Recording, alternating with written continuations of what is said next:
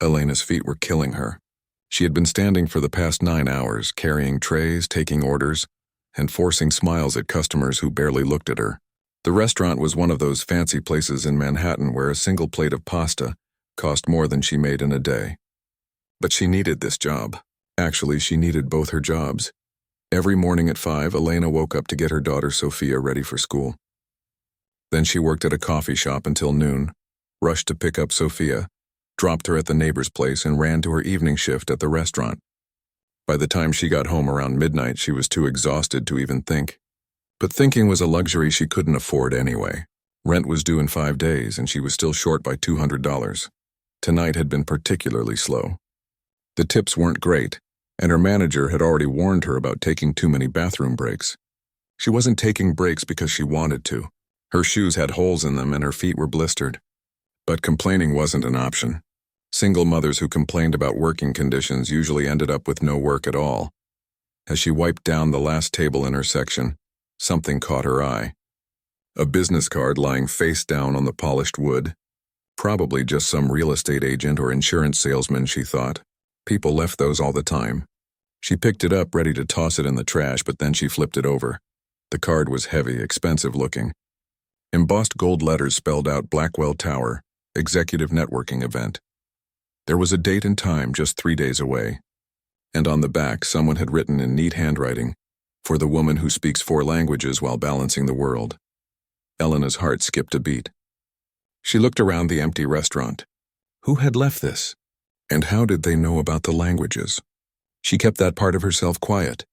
Speaking Spanish, Russian, Portuguese, and English wasn't something she bragged about.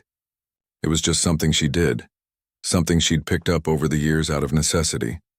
Her grandmother had taught her Russian when she was little, speaking it in their tiny kitchen while making pelmeni and telling stories about the old country. Spanish was her first language, the one her mother spoke. Portuguese she'd learned from neighbors in their building, helping them translate documents and fill out forms. English had been the hardest, learned in school and perfected through sheer determination to give Sophia a better life. But nobody at the restaurant knew any of this. She was just Elena, the quiet waitress who worked hard and never caused trouble. She slipped the card into her apron pocket and finished closing up. On the subway ride home, squeezed between a man who smelled like cigarettes and a teenager with headphones blaring, she pulled out the card again. Blackwell Tower. She knew that building. Everyone in New York knew it. 57 stories of glass and steel, home to some of the richest, most powerful people in the world. What would someone like her even do at a networking event? She had no business to network about, no fancy degree to discuss, no connections to leverage. She was a waitress raising a kid alone, barely keeping her head above water. When she got home, Mrs. Chen from downstairs was watching television in Elena's living room. Sophia was asleep in the bedroom, her math homework spread out on the bed beside her. She finished everything, Mrs. Chen said softly, gathering her things. Such a smart girl. She was telling me about the science project at school. Elena's chest tightened. The science project.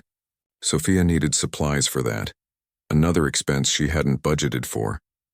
Thank you so much for watching her, she said, pressing 2 $20 bills into Mrs. Chen's hand. It was money she didn't really have, but Mrs. Chen was a lifeline she couldn't afford to lose.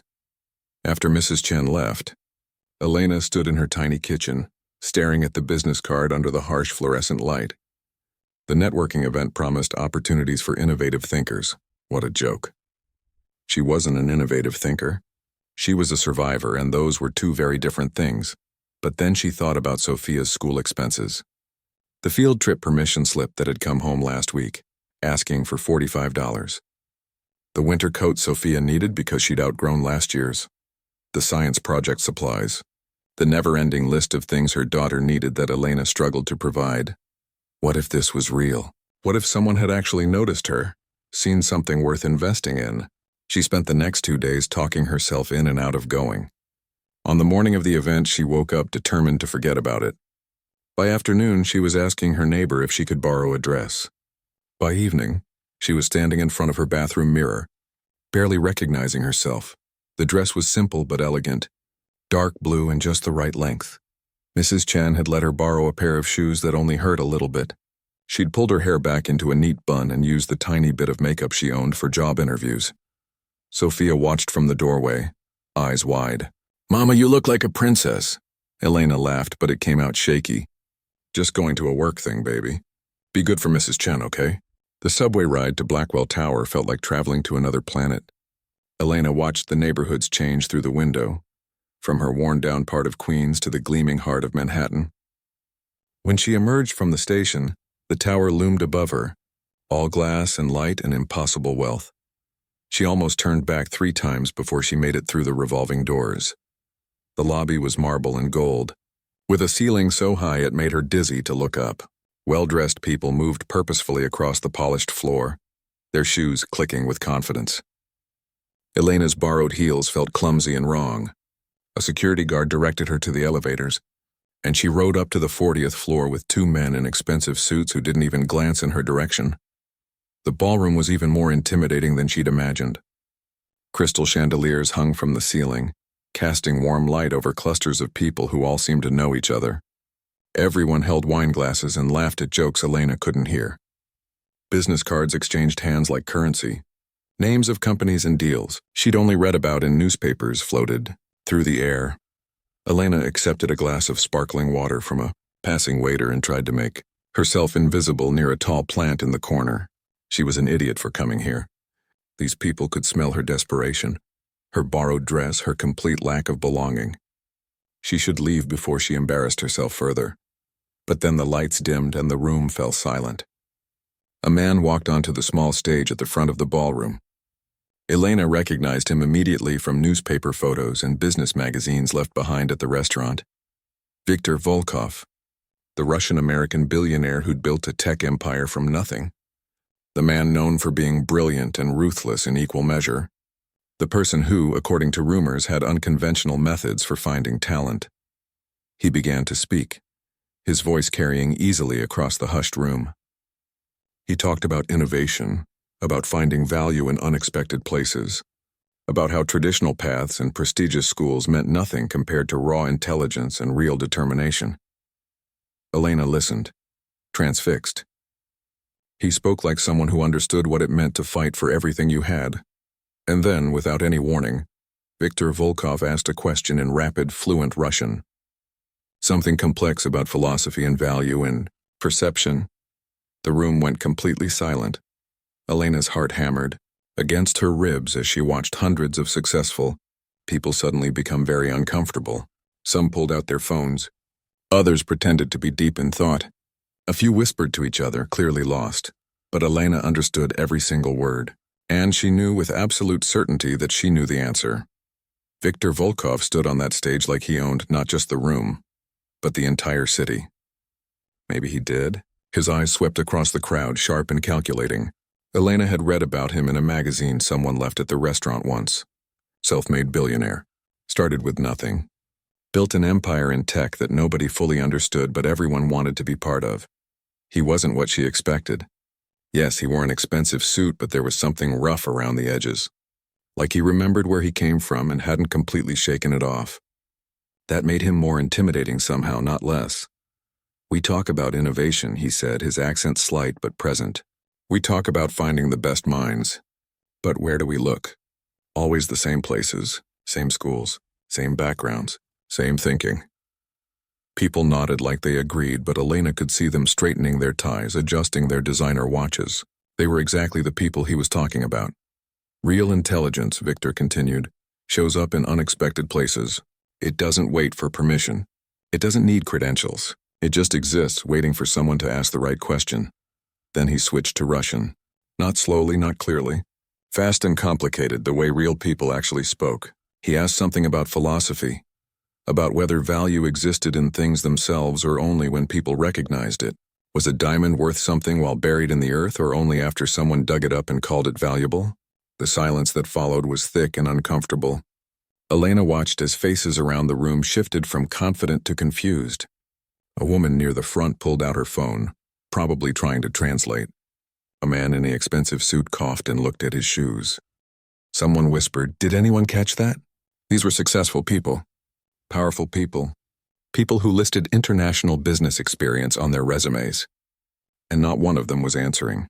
Elena's grandmother's voice filled her head. "Lenachka," she used to say, mixing flour for bread in their tiny kitchen. Silence is safe, but silence never changed anything. Her hands were shaking. Her borrowed dress suddenly felt like a costume, like she was a child playing dress-up in a world where she didn't belong. Every logical part of her brain screamed to stay quiet, to blend into the wallpaper, to survive this night without making a fool of herself. But Sophia's face flashed in her mind. Her daughter doing homework at a scratched kitchen table. Her daughter wearing a winter coat 2 sizes too small. Her daughter, who deserved a mother brave enough to take a chance when it appeared. Elena raised her hand. The movement felt huge, like she was lifting a mountain instead of just her arm. Every eye in the room turned toward her. The woman by the plant, the nobody in the borrowed dress, the waitress who shouldn't be there. "The value exists in both states at once," she said in Russian, her voice somehow steady despite her racing heart. "A diamond buried in the earth has potential value, real value, even if nobody sees it. But that value means nothing without someone to recognize it, to bring it into the world. Neither answer is complete alone. The diamond needs to exist and it needs to be found. Both truths matter." The room was so quiet she could hear her own heartbeat. Viktor Volkov's head snapped in her direction, his blue eyes locking onto hers with an intensity that made her knees weak. She couldn't read his expression. Angry, impressed? Annoyed that some random woman had interrupted his demonstration? Around her, she felt the crowd's attention like physical weight. Whispers started, subtle but there. "Who is she? Where did she come from? Did you hear how she spoke?" That was flawless Russian. A woman in a red power suit near Elena looked her up and down with barely concealed contempt. A man muttered something to his colleague about affirmative action gone too far. Elena felt herself shrinking, wanting to disappear. Victor said something else from the stage, but Elena missed it. Blood was rushing in her ears. What had she done? She'd just embarrassed herself in front of hundreds of people. They were probably all laughing at her. The waitress who thought she could play in their world. The presentation ended. People started mingling again, the awkward moment forgotten as they returned to their networking and their deals. Elena set down her water glass and headed straight for the exit. She needed to get out before the tears started, before anyone could see how much she didn't belong. She was almost to the elevator when a hand touched her shoulder. "Excuse me, miss." A security guard, tall and unsmiling. "Mr. Volkov has requested you wait." Elena's stomach dropped. Oh no, she'd violated some rule, spoken out of turn. Maybe you needed special permission to answer questions at these events. Maybe she'd ruined Victor's whole demonstration and now she was in trouble. "I'm sorry," she stammered. "I didn't mean to cause any problems. I can just go. Please wait here," the guard repeated, gesturing to a bench near the elevators. 10 minutes felt like 10 hours. Elena sat with her hands clasped in her lap, watching successful people exit the ballroom in groups, laughing and exchanging business cards. None of them looked at her. She was invisible again, the way she usually was. Then Viktor Volkov walked out of the ballroom and suddenly she was very, very visible. He dismissed his security with a gesture and approached her directly. Up close, he was taller than she expected. His suit probably cost more than 6 months of her rent, but his eyes weren't cold. They were curious, studying her like she was a puzzle he wanted to solve. "You understood the question," he said. "Not really a question, more like a statement." "Yes." Her voice came out smaller than she wanted. "And you speak Russian. Really speak it, not business Russian or academic Russian." "My grandmother. She raised me until I was 12. It was our language." Victor nodded slowly, still watching her with that intense focus. "What's your name?" Elena Martinez." "And what do you do, Elena Martinez?" This was the moment. She could lie, make something up, pretend to be someone she wasn't.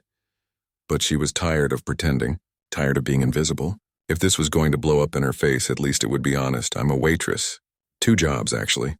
Waitress at night, coffee shop in the morning. I have a 7-year-old daughter." She waited for his expression to change, for disappointment or dismissal or that look she'd seen so many times before, the one that said, "Oh, you're nobody." But Victor just nodded again. "No university?" "Community college for a year. Then my daughter came and money got tight. Languages besides Russian and English, Spanish and Portuguese. I learned them growing up helping people in my neighborhood. Why did you come tonight? Elena hesitated. Honesty had gotten her this far. Someone left the invitation at the restaurant where I work. I almost threw it away. I probably should have. But I came because I need to change my daughter's life and I don't know how else to do that. Victor was quiet for a long moment. Then he asked, "Have you read Dostoevsky?" The question threw her. Yes, Crime and Punishment. The Brothers Karamazov. My grandmother's copies in Russian. Philosophy? History? Whatever I can find at the library. I read on the subway between jobs. He pulled out a business card different from the one that brought her here. This one had his personal number written on the back in the same neat handwriting from before. Come to my office Monday morning, 9 o'clock. Volkov Industries, 52nd floor. Elena stared at the card like it might disappear. Why? Because 300 people in that room had access to every advantage in the world, and you were the only one brave enough to answer. Because you think clearly under pressure, because you understand that value needs both existence and recognition. He paused. And because I asked a question in Russian at 4 events before this one, and you're the first person in 3 years to answer correctly. I don't understand. Answer for what? A position. International communications, cultural consulting, working directly with my executive team. The salary starts at $90,000. Elena's legs went weak. That was more than she made in a year. In 2 years, actually. I don't have experience. I don't have the right background. You have something better. You have the skills I need and the courage to use them. Victor turned to leave, then looked back. Monday, 9 o'clock. Don't be late. He walked away, bodyguards materializing around him. Elena stood frozen, the business card clutched in her hand, wondering if she'd imagined the entire conversation. On the subway ride home, squeezed between tired workers heading to night shifts, Elena looked at the card over and over. By the time she reached her stop, doubt had crept in like cold water. This couldn't be real. Men like Viktor Volkov didn't offer jobs to women like her. There had to be a catch. There was always a catch. Mrs. Chen was asleep on the couch when Elena got home. Sophia was sprawled across the bed, clutching her stuffed rabbit. Elena paid Mrs. Chen and stood in her dark kitchen, staring at the business card under the buzzing fluorescent light. What if this was a mistake? What if she showed up Monday and he didn't remember her or changed his mind, or the whole thing was some kind of test she'd already failed? She thought about not going. It would be easier, safer. She could keep her 2 jobs, keep surviving, keep staying invisible. But then she looked at her sleeping daughter, and she knew she had to try. Even if it meant falling flat on her face. Even if it meant embarrassment and rejection. Because Sophia deserved a mother who was brave enough to answer when someone finally asked the right question. Elena stood outside, Volkov Tower 3 times on Monday morning before she finally went inside. Each time she got close to the entrance, her courage failed. What was she doing? This was insane. She should be at the coffee shop right now, making lattes and taking orders from people who actually belonged in places like this. But Sophia had hugged her that morning and said, "Good luck at your new job, Mama." The hope in her daughter's eyes was harder to walk away from than any fear. The security desk called upstairs, and a woman in a sharp gray suit appeared within minutes. Her name was Catherine, and she was Victor's executive assistant. Everything about her screamed efficiency, from her perfectly styled hair to her clicking heels as she led Elena to the elevators. Mr. Volkov had to step out for an emergency meeting, Catherine said, pressing the button for the 52nd floor. He's asked the executive team to conduct your preliminary assessment. Assessment. That word sent ice through Elena's veins. This wasn't going to be a friendly chat. This was a test. The elevator doors opened to a sleek hallway with floor-to-ceiling windows overlooking the city. Catherine led her to a conference room where 5 people sat around a massive table. 3 men, 2 women, all wearing expressions that ranged from skeptical to openly hostile. "This is Elena Martinez," Catherine announced, then left, closing the door behind her with a soft click that sounded like a prison cell locking. The woman at the head of the table, blonde and ice-cold, spoke first. "I'm Jennifer, Chief Operating Officer. These are the heads of our international divisions." She didn't bother introducing the others. "Mr. Volkov has made some unconventional hiring decisions in the past, but this one has raised concerns." Elena's hands were sweating. She clasped them in her lap under the table where nobody could see. "Your resume," one of the men said, sliding a paper across the table. Elena recognized it as the basic application she'd filled out online after midnight on Saturday, sitting at her kitchen table while Sophia slept. 2 years at a coffee shop. 3 years as a waitress. No relevant work experience, no degree. Can you explain what qualifies you for a senior consulting position at one of the world's leading tech companies? The question was designed to humiliate her. Elena could hear it in his tone, see it in the way the others were watching her, waiting for her to crumble. I can't, she said simply. On paper, I'm not qualified, but Mr. Volkov didn't hire my resume. He hired what I can do. Which is what exactly? Jennifer's smile didn't reach her eyes. Speak a few languages? We have professional translators. We have cultural consultants with doctorates. What makes you think you can do what they do? Another man leaned forward. Let's be honest. Mr. Volkov saw an attractive woman give an impressive answer at a networking event. His judgment was clouded. It happens. The implication was clear, and it made Elena's face burn with anger and shame. But she'd spent 7 years being underestimated, 7 years of people looking at her and seeing only a struggling single mother. She was done apologizing for existing. You're right that I don't have credentials, Elena said, keeping her voice level. But I have something your translators and consultants don't. I've lived between worlds my whole life. I know what it's like to code switch between languages, between cultures, between different versions of myself just to survive. When you're translating a business deal, you're converting words. When I translate, I'm reading what people mean underneath what they're saying. That's not something you learn in graduate school. Jennifer's expression didn't soften. That's a nice speech. But we deal in results, not inspirational stories. One of the other men, who'd been silent until now, pushed a thick folder across the table. Mr. Volkov mentioned you might be helpful with our Russian merger situation.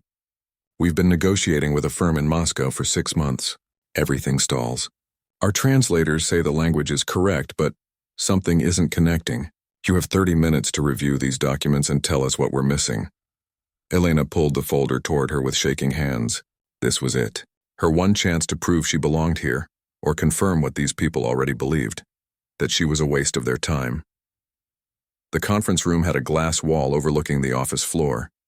As Elena read, she could feel people outside stealing glances, probably wondering who the underdressed woman was and why she was meeting with the executive team. She tried to block it all out and focus on the documents, the contract negotiations, the email exchanges, the summaries of video calls. Everything looked professional and polite on the surface. The Russian firm expressed interest. Volkov Industries made reasonable offers. Back and forth, going nowhere. Then Elena started noticing the patterns. The specific words the Russian executives used. The indirect way they phrased certain concerns. The cultural context that was being completely missed by people who understood Russian grammar, but not Russian communication. She'd seen this before, actually. When her grandmother dealt with American bureaucrats, she would say one thing but mean another, and they'd completely miss it. When Elena helped neighbors navigate immigration paperwork, she learned to read between the lines, to understand what people were really saying beneath the polite words. Her pen flew across the notepad Catherine had provided. She wrote explanations, alternative interpretations, predicted responses. She noted where the Russians were being direct and where they were being polite, and how Volkov Industries kept missing the distinction. She suggested different approaches, explained cultural nuances about respect and hierarchy that weren't translating. When the 30 minutes ended, Elena's hand cramped and her head hurt. She slid her notes across the table to Jennifer. The 5 executives passed the papers around, reading in silence. Elena watched their faces, trying to gauge their reactions. Nothing. They were professionals at hiding what they thought. Finally, Jennifer looked up. This is interesting. You're suggesting our translators have been fundamentally misunderstanding the tone of the negotiations. Not misunderstanding the words, Elena clarified. Missing the meaning. In Russian business culture, especially with older executives, direct confrontation is considered rude. So they express concerns indirectly. Your team keeps responding to the literal words instead of the actual message. That's why everything stalls. And you can fix this? The skepticism was still there, but slightly less cutting. I can help interpret what they're really saying, yes. And I can help your team communicate in a way that respects their cultural expectations while still protecting your interests. One of the men who hadn't spoken much said, "Your analysis matches some concerns our Moscow office mentioned off the record." They said something felt off but couldn't articulate what. Jennifer closed the folder. "I'll be honest, Ms. Martinez. This is not how we typically hire for senior positions. Most of us in this room spent years earning our credentials, working our way up. The fact that Mr. Volkov is willing to bypass all of that based on one conversation concerns us." Elena felt her chance slipping away. These people would never see her as anything but an outsider who didn't pay her dues. But then the door opened and Victor walked in. He didn't apologize for being late or explain where he'd been. He just looked at Jennifer and asked, "What's your assessment?" Jennifer glanced at the other executives before answering. Her analysis of the Russian situation is insightful, perhaps more insightful than what we've gotten from our current consultants. But that doesn't change the fact that she lacks experience, formal training, and any proven track record in corporate environments. Another executive added, "With respect, sir, this feels like a significant risk. We can't base a senior hire on potential alone." The man who'd made the comment about Victor's judgment being clouded spoke up. "She gave one good answer at a networking event and has some natural language skills. That doesn't qualify her for a six-figure position working directly with the executive team." The room felt airless. Elena wanted to defend herself, but what could she say? They were right. She had no business being here. This whole thing was a mistake born from one moment of courage that she couldn't sustain. Victor walked to the window, hands in his pockets, looking out at the city below. The silence stretched uncomfortably. Then he turned back to the table. 6 years ago, he said quietly, "I pitched my first major investor. He was a man like you, Jennifer. Credentials, experience, proven track record." He looked at my proposal, which I'd written in a public library because I couldn't afford a computer, and he told me I wasn't qualified to build what I was proposing. He said my ideas were interesting, but I lacked the background to execute them. Nobody spoke. Elena had heard versions of Victor's origin story before, but never like this. "I built the company anyway, and now that investor works for me, because I hired him based on what he could do once he stopped caring more about credentials than results." Victor looked directly at Jennifer. "Elena's analysis of the Russian situation is the clearest assessment we've received in 6 months. You just confirmed it matches what our Moscow office has been trying to tell us." He picked up Elena's notes, scanning through them. "This is exactly what I hired her to do. Not to have the right degree or the right background, to see what others miss because they're too busy following the rules." Jennifer's jaw tightened, but she nodded. "If you're certain, sir." "I am." Victor turned to Elena. "Welcome to Volkov Industries. You start tomorrow. Catherine will handle the paperwork and orientation." The executives filed out, their expressions ranging from resigned to annoyed. Elena sat frozen in her chair, barely processing what had just happened. Victor waited until they were alone. "They'll test you. Question every decision you make. Try to find ways to prove they were right and I was wrong." "I know," Elena said softly. "Good. Because the only way you survive here is to prove them wrong every single day." "Can you do that?" Elena thought about Sophia, waiting at home with Mrs. Chen, about the bills stacked on her kitchen counter, about 7 years of being invisible, of being underestimated, of being told she wasn't enough. "Yes," she said. "I can do that." Victor nodded and headed for the door. Then he paused. "That question I asked at the networking event, about value existing or being recognized, you gave the right answer. But there's a second part you didn't mention." "What's that?" "Sometimes the hardest part isn't being valuable. It's believing you are even when everyone else says you're not." He left. And Elena sat alone in that conference room, looking out at the city she'd lived in her whole life but never quite felt part of. Tomorrow, everything would change. Tonight she needed to tell Sophia that sometimes, when someone asks the right question, you just have to be brave enough to answer. The first week was brutal. Elena arrived early every morning, always the first one at her desk. She stayed late, long after others went home to their families and their comfortable lives. Not because anyone asked her to, but because she knew they were all watching, waiting for her to fail. Her office was small but had a window. A real window with a view of the city. She'd stood there on her first day, touching the glass like she couldn't quite believe it was real. An office with her name on the door. Elena Martinez, Cultural Liaison. Catherine had set up her computer, walked her through the systems, explained how things worked. Everything moved so fast here. Emails came in dozens at a time. Meetings were scheduled back to back. People spoke in abbreviations and acronyms she didn't understand. But the hardest part wasn't the technology or the pace. It was the people. Jennifer barely acknowledged her existence. When they passed in the hallway, the COO looked right through her like she was invisible. In meetings, when Elena spoke, Jennifer would wait a beat before responding, as if considering whether the comment was even worth addressing. The other executives weren't much better. They questioned everything Elena suggested, asked her to provide sources for insights that came from lived experience. How do you cite your grandmother's kitchen as a reference? How do you footnote growing up between worlds? 2 weeks in, Elena was assigned her first real project, the Russian merger that had been stalling for months. She was supposed to join a video call with the Moscow executives and provide cultural insight.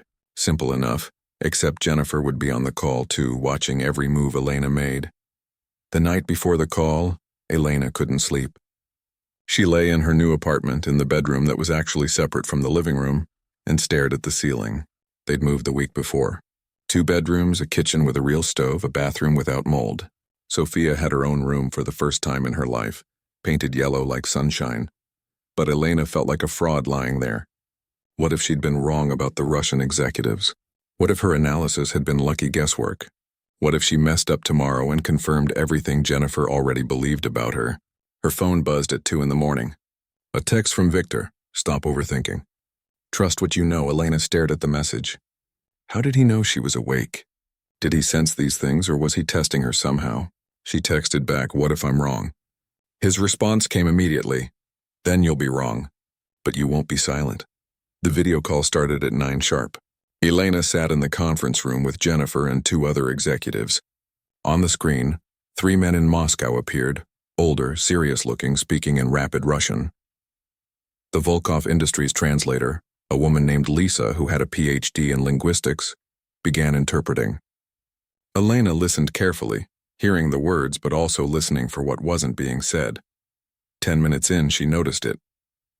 The lead Russian executive, a man named Dmitry, kept using a specific phrase. Lisa translated it as, we have some concerns, treating it like a minor point. But Elena heard something else in his tone, in the way he emphasized certain words. She scribbled a note and slid it to Jennifer. He's not expressing minor concerns. That phrase in this context means they're close to walking away. It's a serious warning. Jennifer glanced at the note, her expression unreadable.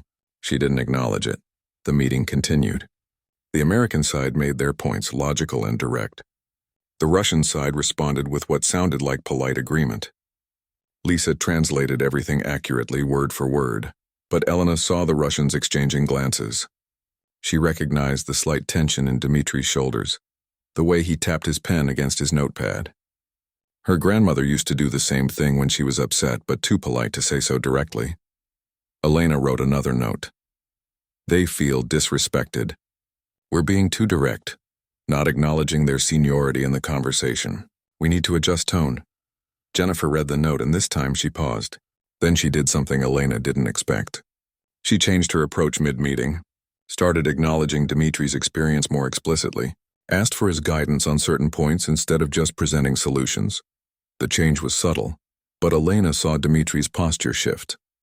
The tension in his shoulders eased slightly. When he spoke again, his tone had warmed. After the call ended, Jennifer closed her laptop and looked directly at Elena for the first time since she'd started. Your read was correct.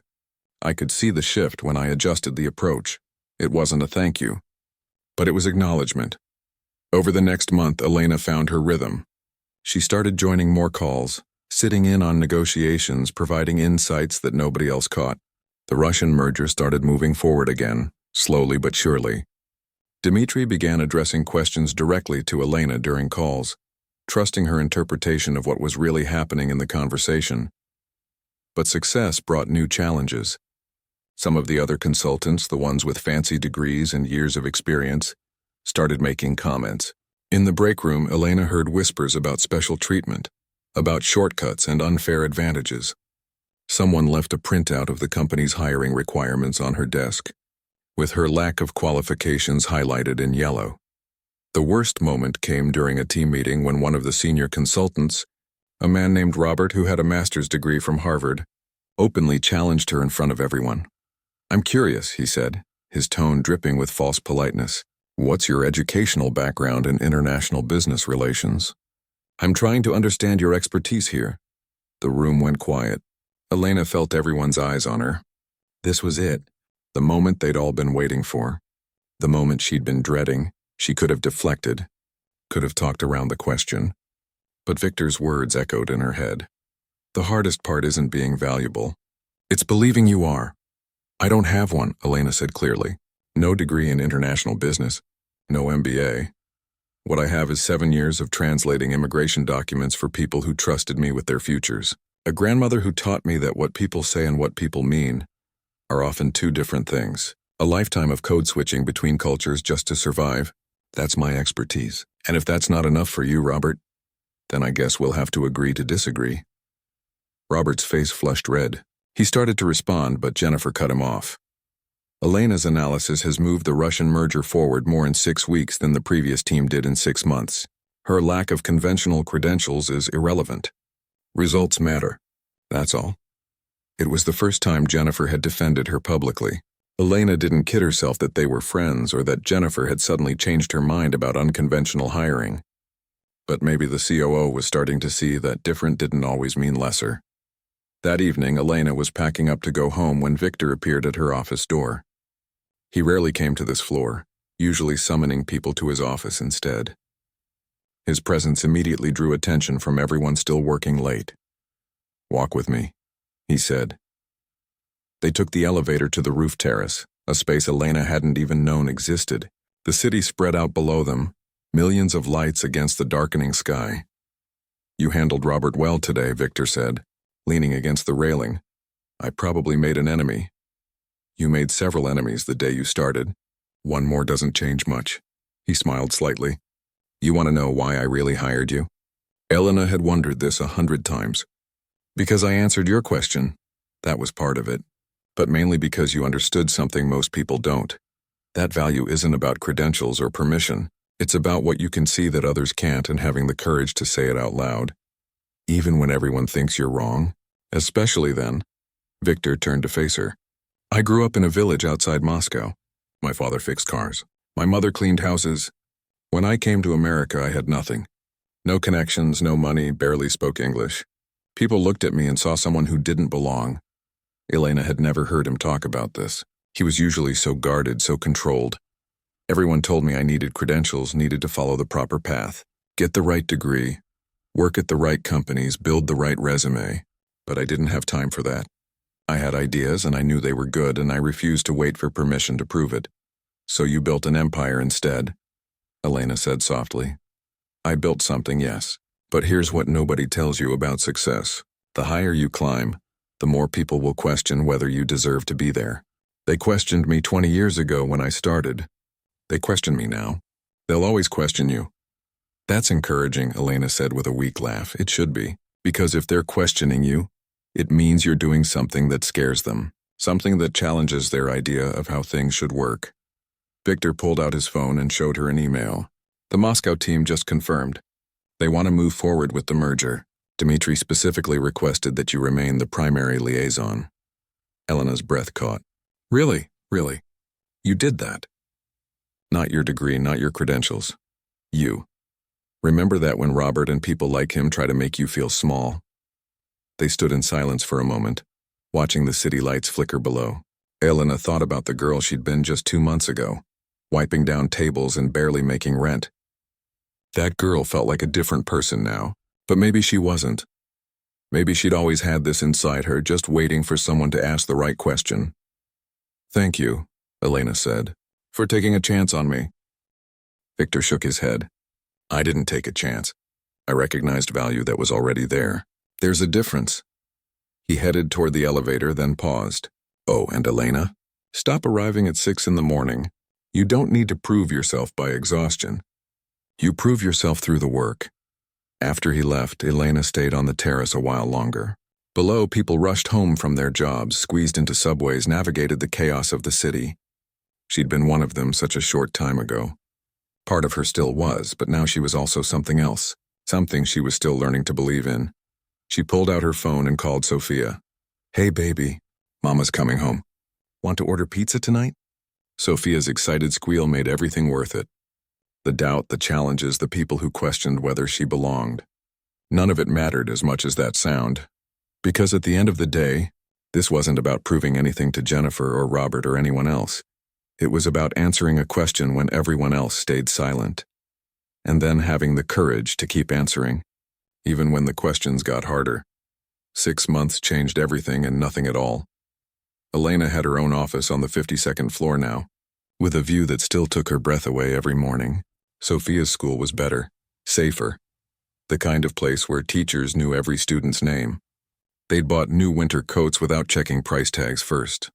Elena's mother had cried when she saw the apartment, kept touching the walls like she couldn't believe they were real.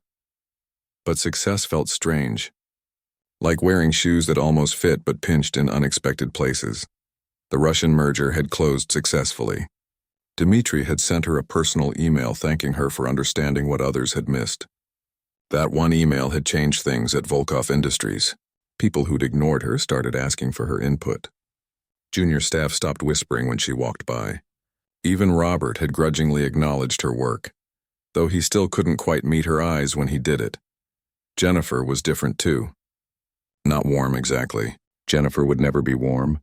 But there was a mutual respect now, built on results rather than credentials. Sometimes Elena caught the COO watching her in meetings with an expression that might have been approval or might have been calculation. With Jennifer, it was hard to tell, but the strangest change was in how Elena saw herself.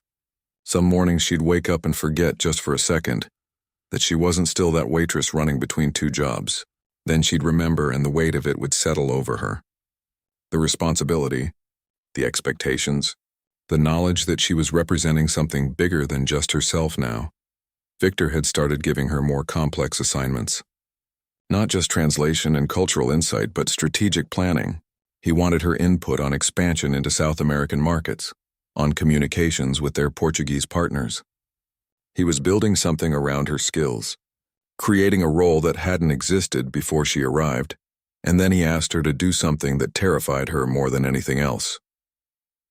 "We're hosting a conference next month," Victor said during one of their weekly check-ins. These meetings had become routine, just the 2 of them in his office talking through projects and challenges. Business leaders, investors, innovators. "I want you to speak." Elena's stomach dropped. "Speak about what?" "About unconventional paths to success. About finding talent in unexpected places. About your journey." Victor leaned back in his chair, studying her reaction. "I've been thinking about expanding our hiring approach, creating opportunities for people with non-traditional backgrounds. You could help build that program." "I'm not a public speaker. I'm barely comfortable in staff meetings." "You were barely comfortable answering a question in Russian 6 months ago." "You did it anyway," Elena wanted to argue, but he had a point. 6 months ago, she'd been terrified to raise her hand. Now she was negotiating international deals. Maybe speaking at a conference wasn't so impossible after all.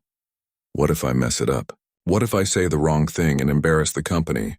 Victor smiled, and it was one of the few genuine smiles she'd seen from him.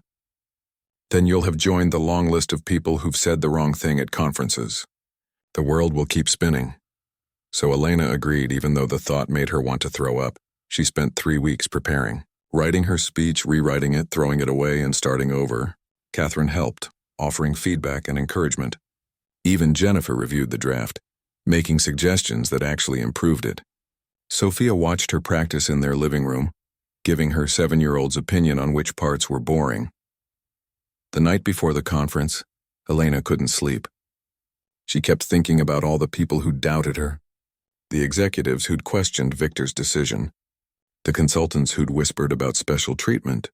What if her speech confirmed everything they'd suspected, that she was just a lucky fraud who'd given one good answer and somehow stumbled into a life she didn't deserve? Her phone buzzed at midnight. Victor again, like he always knew when she was spiraling. "Stop overthinking. Tell your story. That's all anyone wants to hear." But that was the problem. Her story felt too small, too ordinary. Who wanted to hear about a waitress who got lucky? The conference was held at a hotel in Midtown, one of those gleaming places Elena used to walk past without ever imagining she'd go inside. The ballroom was packed with hundreds of people, all successful and polished and belonging in a way she still didn't quite feel. Victor introduced her himself, talking about innovation and potential and seeing value where others didn't. Then he stepped aside, and Elena walked to the podium with legs that barely worked. The spotlight was blinding. She couldn't see faces, just shapes in the darkness. Her hands shook as she gripped the sides of the podium. The speech she'd memorized vanished from her mind like smoke. For a long, horrible moment, she just stood there, silent, frozen. Then she thought about Sophia, sitting in the third row with Elena's mother. Her daughter had skipped school to be here, wearing her nicest dress and looking at Elena like she was the bravest person in the world. Elena put aside her prepared speech and just started talking. 6 months ago, I was a waitress, she said, her voice shaky at first but growing stronger. I worked 2 jobs and still couldn't pay rent on time. I had no degree, no connections, no reason to believe my life would ever be different. And then someone asked me a question in Russian at a networking event I almost didn't attend. She told them about that night, about standing near the plant, trying to be invisible, about the silence that followed Victor's question, and the moment she decided to speak up even though everything in her screamed to stay quiet. I didn't answer because I was brave, Elena said. I answered because I was desperate. Because I had a 7-year-old daughter who deserved better than what I could give her. Because silence felt safer, but silence never changed anything. The room was completely quiet now. Elena could feel people leaning forward, listening. When I started at Volkov Industries, people questioned whether I belonged. Honestly, I questioned it too. I didn't have the right background or the right credentials. Every day I felt like someone would figure out I was a fraud and send me back to where I came from. She paused, looking out at the crowd. But here's what I learned. Value doesn't need permission. It doesn't need credentials. It just needs recognition. A diamond buried in the earth is still valuable, even if nobody sees it. But it takes someone willing to dig in unexpected places to find it. Elena talked about her grandmother, about growing up between languages and cultures, about the skills she'd developed through necessity, rather than education. She talked about feeling invisible for most of her life, and how Victor had seen something worth investing in when everyone else looked right through her. I'm not standing here to tell you that credentials don't matter, she said. They do. Education matters. Experience matters. But they're not the only things that matter. There are people out there right now, working jobs that don't reflect their potential, speaking languages that nobody values, navigating worlds that nobody sees. They're diamonds waiting to be recognized. She told them about the program she and Victor were developing, a hiring initiative that would look beyond resumes and degrees, seeking out people with unconventional backgrounds and untapped potential, people who'd been overlooked because they didn't fit the traditional mold. Some of you are probably thinking this sounds risky, Elena said. Hiring people without proven track records, without the usual qualifications. And you're right. It is risky. But you know what else is risky? Missing out on talent because you're only looking in the same places everyone else looks. The applause started before she finished. Not polite conference clapping, but real applause that built and built until Elena had to stop talking. She saw Sophia jumping up and down in her seat, clapping so hard her hands must have hurt. Her mother was crying. Even Jennifer, sitting in the front row, was nodding with what looked like approval. After the speech, Elena was surrounded by people. Business leaders asking about the program. HR directors wanting to know how they could implement similar approaches. Young people thanking her for making them feel like their unconventional paths might lead somewhere after all. A woman approached her, maybe 30, wearing a service industry uniform under her jacket.